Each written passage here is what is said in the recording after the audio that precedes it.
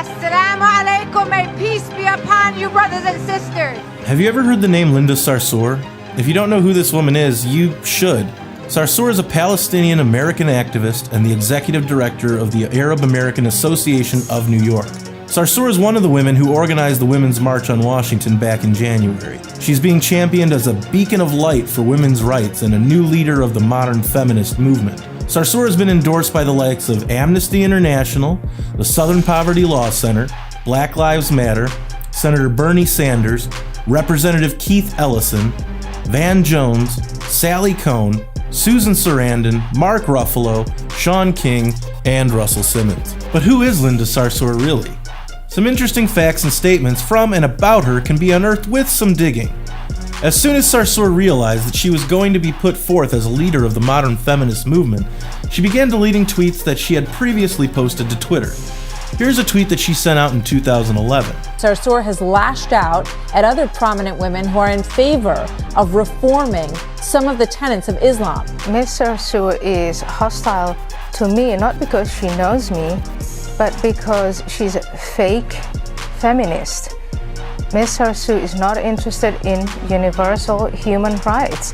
She's a defender of Sharia law. Besides the tweet being severely anti-woman, the one thing that people should take into account is who Sarsour is talking about, Ayaan Hirsi Ali.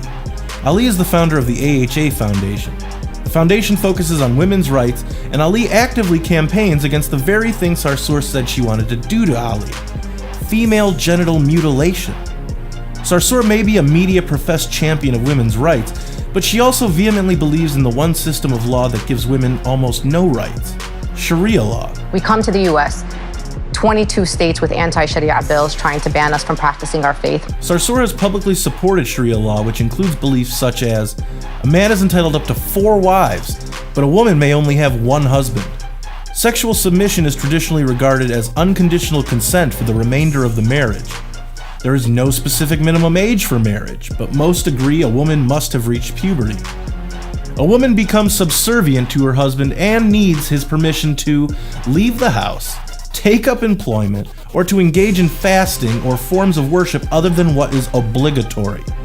A woman's testimony is worth only half that of a man's in court. Women who allege rape without the benefit of the act having been witnessed by 4 men are actually confessing to having sex. If a woman is married and then raped without 4 men witnessing the act, the woman is accused of adultery. Sarsour also doesn't think that Islam should be in any way, shape, or form associated with terrorism, as evidenced in this tweet. Despite her public opposition to the world's preeminent terror group, ISIS, the group could not be who they are without the word Islamic in it. According to the Center for Counterintelligence and Security Studies, 77% of terror attack plots in the United States were motivated by Islam. A 2015 study found that 99.5% of all suicide attacks worldwide were also motivated by Islam, as reported by Tel Aviv University's Institute for National Security Studies. It seems Sarsour's public tweets don't fall in line with someone that is supposed to be fighting for women's rights.